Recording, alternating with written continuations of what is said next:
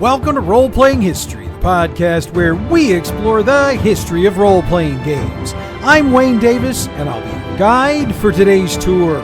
Episode 139, Adventure Game Engine.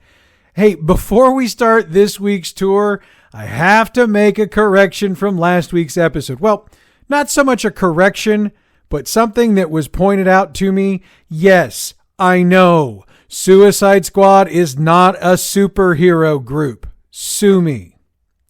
This week we cover a game system we mentioned a couple of weeks ago when I got into our discussion of Green Ronin's True 20 game system, and it's their adventure game engine.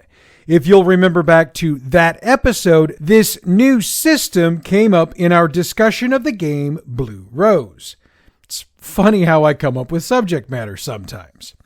But before I just jump head first into the subject matter, you know the drill. Let me get the tour bus cranked up and get rolling along.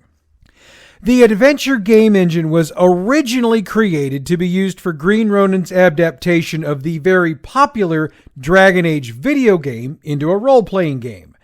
Since I mentioned it here, I'll do a quick cover of it later in the show, but that came out in 2010, and that's when AGE made its first appearance. So what is AGE and who's responsible for it? Second question first. Green Ronin credits their entire development team with the creation of AGE, so we can't give credit to any single developer. Sorry about that. The first question is what these deep dives are all about, so let's get into it. There are core mechanics of AGE that are the same regardless of the game you're playing. When rolls need to be made, they're 3d6. Now, one of those three needs to be distinctly different, and the various games that use the AGE system call this die the stunt, drama, or dragon die accordingly. That means you'll want this die to be a different color unless you just happen to be playing a game in the AGE system that just happens to have its own dice set that Green Ronin produces and sells, in which case they've got you covered. Naturally. There are bonuses that get added and penalties that get subtracted. One bonus, rarely a penalty, will be your character's ability score. Another will be your character's focus, which is usually +2. You will always compare the rolled result with the added bonuses to the target number. If your roll is equal to or greater than, it's a success. Now, if you don't succeed, that doesn't mean you're done. You can try something else. If you've got a success and you have doubles, you might generate stunt points, which can be spent on stunts, which are cool things you can do later on. And regardless of whether or not you had doubles, so long as you succeed, that special die shows how great your success really was. Tell you what, let's put this in practice. Let's just say my rogue just got caught trying to steal the crown jewels from their locked hidey hole at the top of the castle. Since he needs to get the hell out of there post-haste, he needs to haul ass back to the rope he left tied to the top of the castle wall on the other end of the wall from where he is. The game master will ask me to make a target number 15 strength climbing test to shimmy my fat ass down that rope, so I need to roll my 3d6 and add my strength score. Let's say my strength is a 3, which isn't unreasonable for a new character. That means I'd be adding a +3. I'd also be adding a +2 for my climbing focus. So that's the result of my die roll plus my ability plus my focus compared to the target number, which in this case is 15. Greater than or equal to and I succeed, less than that and I fail. So let's say I rolled an 11. 11 plus 3 plus 2 equals 16. 16 is greater than 15. Yay, I succeeded. Now, if by chance I had some doubles here, I'm going to pick up some stunt points. I didn't, obviously, so we're not going to sweat it. Also, the special die will tell me how good my success was. I mean, I succeeded, so no matter what the special die did, I can't have not succeeded. And since I rolled an 11 and didn't have doubles, we know that die couldn't have been a 1. So while that slide could have looked bowling shoe ugly, we did okay. Okay, so I keep mentioning stunts. What the hell are stunts anyway? That's one of the distinctive features of AGE. I mentioned earlier that they're bonus benefits and special moves that you can take by spending that special resource known as stunt points.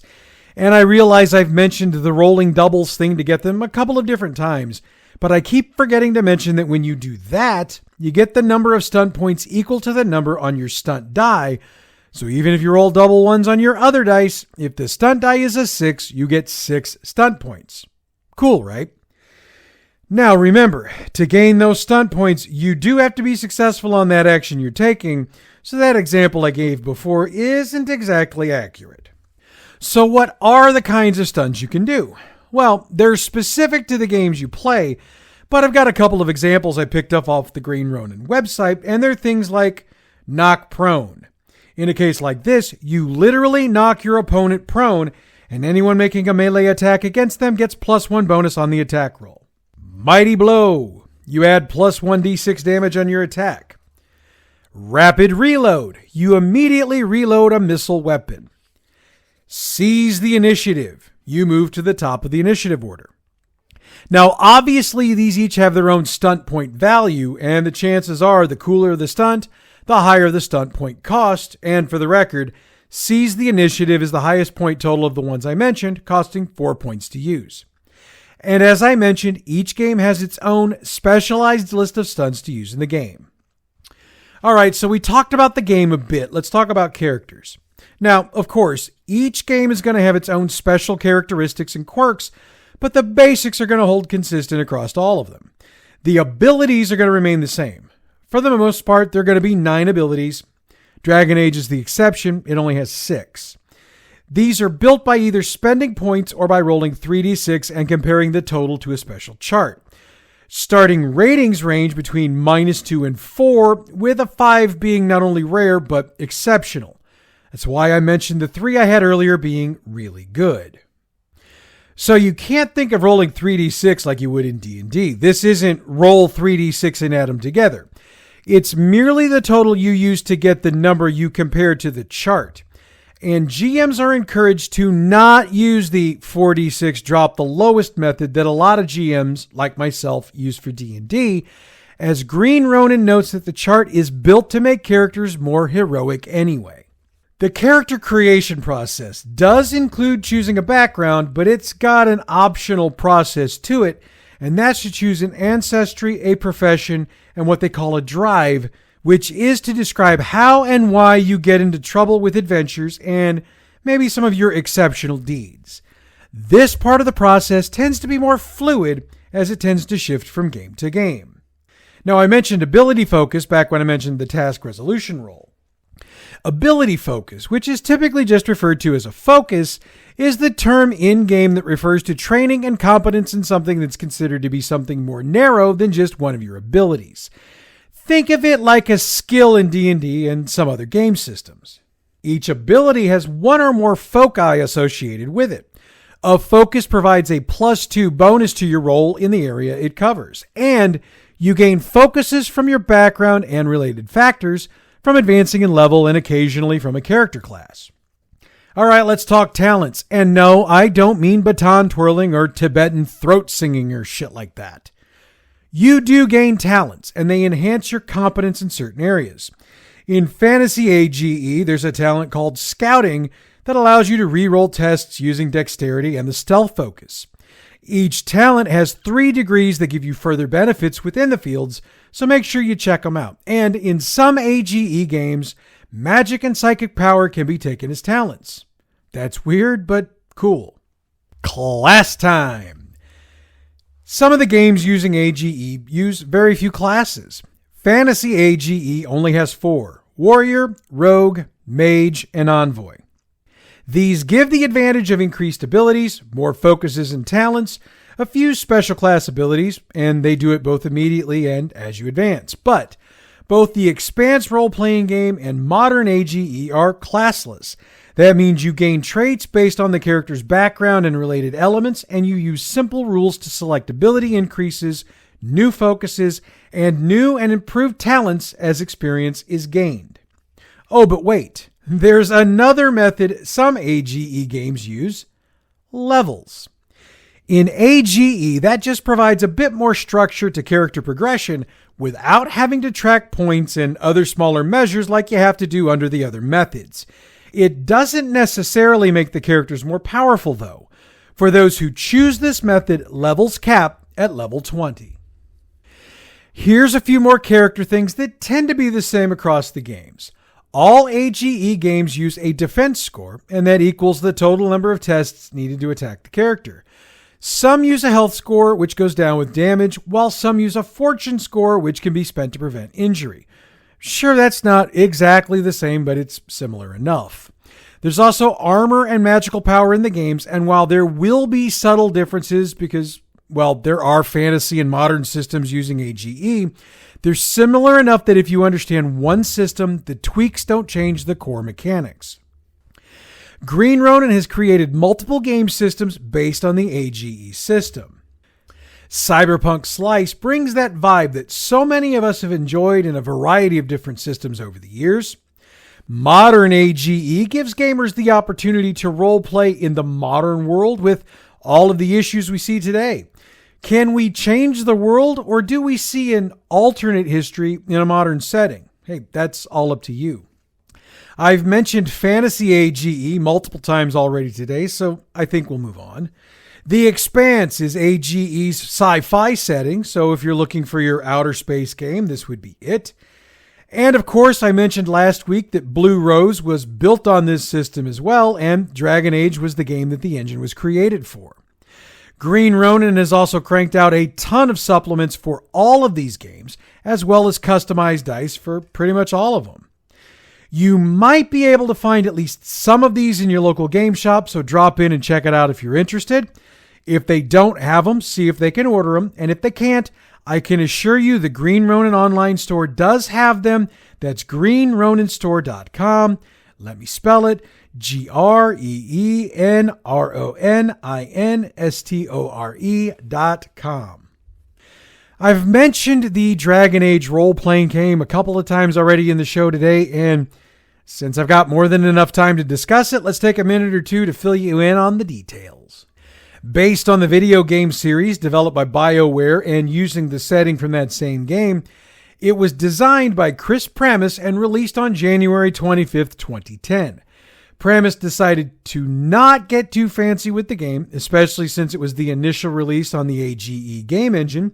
He chose to go with the basic class and level design that the majority of gamers were used to, with Green Ronin choosing to hold off on more of the radical choices for AGE for later releases in the line.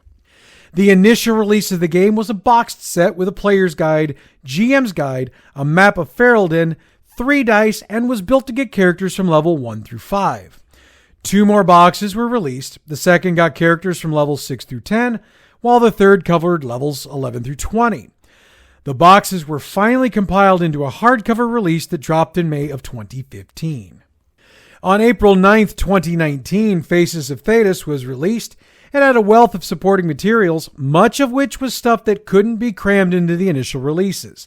The majority of that was materials that was ported directly from the video games, including companions and NPCs. And as I noted in my previous conversation on dice, the special die in Dragon Age is called the Dragon Die. The Dragon Age core rulebook was awarded the gold winner for Best Game and Best Art Interior for the 2016 NE Tabletop RPG Awards. Let's get a review in. On May 6th, 2015, Marshall Lemon reviewed the game for The Escapist and wrote, quote, Green Ronin's Dragon Age isn't just a fantastic RPG adaptation, it's an excellent game, period. It doesn't matter if you're a veteran tabletop player, a BioWare fan, or a complete newcomer to gaming, Dragon Age is a wonderful tabletop RPG that absolutely deserves your attention, end quote. You know what? We've got the time. Let's do one more. Lemon did another review on February 25th, 2019. This one was for Faces of Thedas, and he did it for VG247. He noted that while it's not an essential buy, he did call it, quote, an opportunity to interact with fan-favorite characters, and the relationship rules can encourage role-play opportunities for new players, end quote. So it sounds like regardless of what you might think of the AGE system or the Dragon Age video game, the Dragon Age role-playing game might be worth the pickup, especially if you've got kids who are video gamers that you're trying to bring to the game table. It's just a thought. And with that, we've come to the end of today's tour, and that brings me to an apology. I realized that for the second time in 3 weeks, I'm coming in short. And I'm coming in like criminally short this week. This time, it really doesn't have anything to do with my voice or with me being ill. It actually comes down to piss poor planning on my part. See, this season's campaign build-along is becoming a real beast to try to build. And in anticipation of that, I'm making sure I've got about a month's worth of topics set up, mostly researched in advance, so that all I really have to do is write the scripts and record them. And so far, it really hasn't been much of an issue until this week's episode. The original plan for this week was to cover the game 1879 from FASA. It's a hell of a game, and one I've been dying to do for about 2 years. I had a copy of the quick start rules and figured I could just knock it out and it'd be easy. But as I went to write it up, I realized it'd be a bullshit episode if I just used that to build the episode off of. So I shelled out $10 and got a PDF of the full rules, figuring I could just soldier through and hammer out the script in about 8 hours or so until I saw the size of the book. That thing's about 500 pages long. So I had to make the call just before I went to record last week's episode to pull 1879 off the board, and I'm going to have to hold that off for a bit. So that means I either had to pull all of the other episodes up a week, which I probably really should have done, or I had to hurry up and stuff something into this week's spot. So here's where my own arrogance bit me in the ass. I had a second topic paired up to go with AGE, but just as this happens from time to time, the research I thought I had for that second topic turned out to just be complete bullshit. Because see, here's what happens. I write my scripts up a couple of days before I record, and then I go back over and I check all my research one more time to make sure everything's legit before I record it. So it's when I did that I found out that a couple of my sources that I usually trust, it turned out that the sources were not as reliable as I thought they were. So here I am right up on the deadline. I've got to record. I've got bullshit source material. So I had to drop that topic. My choice was then to either drop everything and have no show or go short. So I went short. That's on me. I apologize. And so now I've started 2024 going short 2 out of 3 episodes. I'm having a hell of a year so far. I got nothing. But I'm going to make up for it next week, because next week I've got Top Secret and Krasimov's World. And if you don't know what Krasimov's World is, don't feel bad. Neither did I. I stumbled on it when I was doing some deep diving into another topic I was researching. This is going to be cool. I'm really looking forward to doing this. So that's going to be next week. In the meantime, check out Bad GM's campaign build along, and you can find out what the hell's been going on taking so much time that it's screwing this show up. If this doesn't kill me, if this build doesn't kill me, it's going to turn out to be one of the best campaigns I've ever built in my life. Hopefully. Bad GM's campaign build along is available wherever you get your podcasts or on our website, badgmproductions.net. The theme music we use for Roleplaying History is Beyond New Horizons. It's from Giole Fazzeri, and it is available from pixabay.com. Roleplaying History is a production of Bad GM Productions. We are all over social media, so check out the info box for this episode or the website to see where you can follow us. Make sure you do so to see what we're up to, or you can let us know what you'd like to see us cover in the future on this show. Next week, we check out Top Secret and Krasimov's World. Until then, I'm Wayne Davis, and your Role-Playing History.